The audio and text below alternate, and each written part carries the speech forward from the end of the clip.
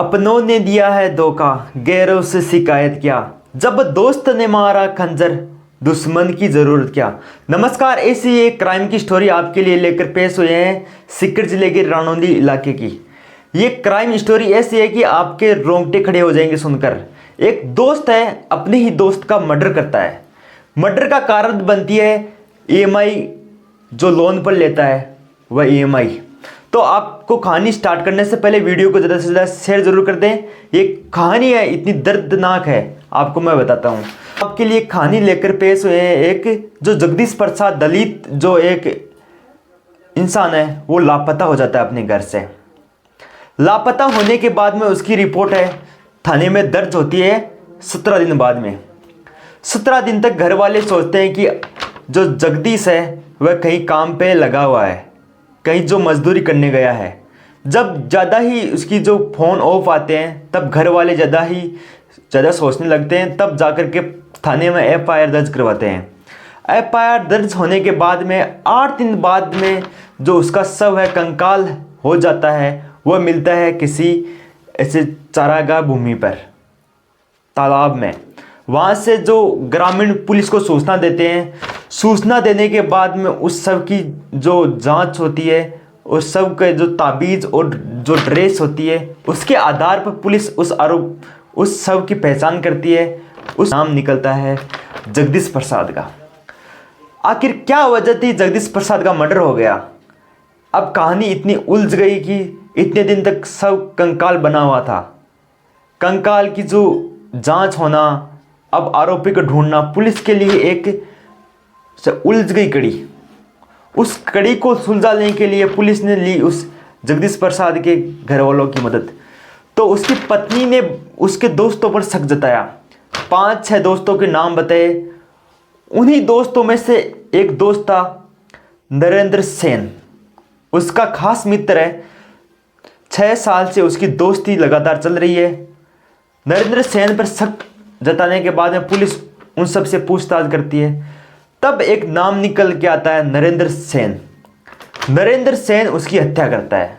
हत्या की वजह होती है ईएमआई। अब ईएमआई इसलिए वजह होती है कि नरेंद्र जो है अपने दोस्त को बोलता है कि मेरे को आर्थिक तंगी है, मेरे को किस्तों पे लोन दिलवा एजेंटों से।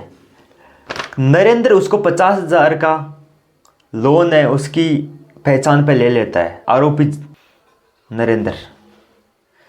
जगदीश प्रसाद को उसका अंदाज़ा नहीं होता है कि ये लोन लेने के बाद में ईएमआई चुकाएगा या नहीं चुकाएगा, या मेरा मर्डर हो जाएगा।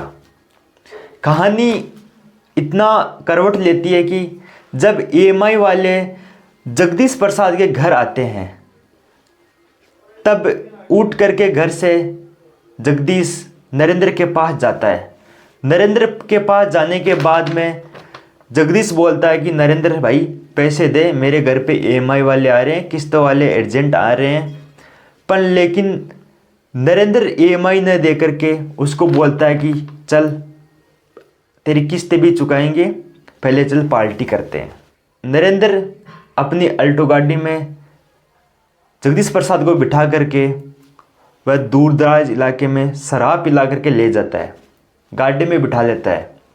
जब जगदीश को शराब का नशा हो जाता है, तब जाकर के नरेंद्र उस पर पत्थर से वार करता है। पत्थर से वार करने के बाद में जब जगदीश की मौत हो जाती है, तब उस शव को कहीं भूमि में दफना देता है, तालाब की भूमि में। वहाँ से शव है दबा रहता है। नरेंद्र उस शव को छोड़ करके चला जाता है, अपने 6 साल की मित्रता को छोड़ कर चला जाता है। आखिर उस जगदीश प्रसाद की नहीं सोची। जिस जगदीश प्रसाद के 6 साल का बेटा है, 9 साल की उसकी एक बेटी है, उसने उस नरेंद्र का भला किया। भला इसलिए किया कि 50,000 रुपये उसको ईएमआई पे दिलवाए। खुद जगदीश प्रसाद मजदूरी करता है, लेकिन अपनी दोस्ती के लिए उसने 50,000 रुपये उसको दिलवाए। उस 50,000 के बदले में उसको मिली मौत। शाबाशी नहीं मिली, धन्यवाद नहीं मिला, उसको मिली मौत। लेकिन दोस्ती के चक्कर में वो ये नहीं समझ पाया कि उसके एक बीबी है, उसका परिवार है, 50,000 रुपये की बात है, लेकिन उसने मर्डर करना ही उचित समझा।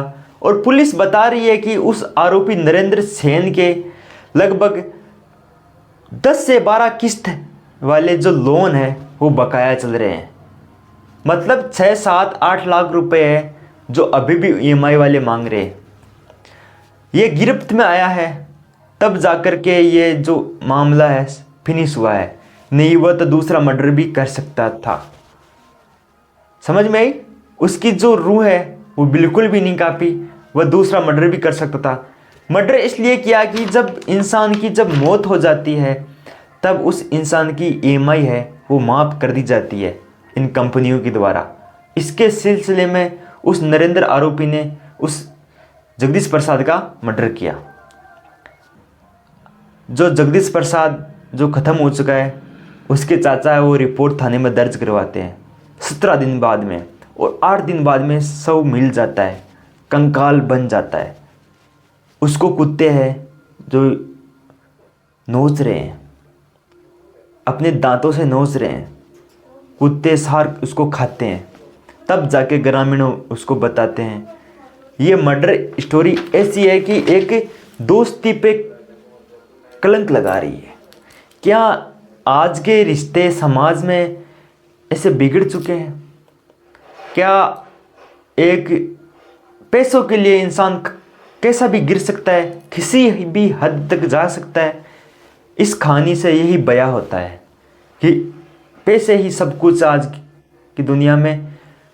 इंसान की कोई इज्जत, इंसान का कोई मोल नहीं है। पैसे ही सबसे ऊपर है, वही पैसा इंसान की जान ले रहा है आज।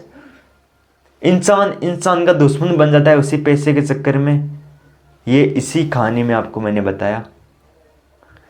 ये इसके साथ बहुत गलत हुआ। छोटे छोटे मासूम बच्चे हैं, पूरा परिवार है, परिवार को चलाने वाला खत्म हो गया। अब उस परिवार को कौन संभालेगा?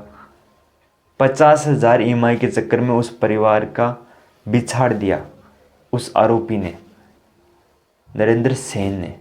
उसकी रूह नहीं कांपी। आप भी सोचिए, क्या समाज में ऐसे लोगों को रहने का अधिकार है? क्या समाज में ऐसी सोच को बढ़ावा देने का समाज में कोई मतलब है? एक समाज के लिए, जागरूकता के लिए ऐसी कोई कहानी होगी, मैं आपके लिए आगे लेकर आऊँगा। तब तक के लिए धन्यवाद। जय हिंद।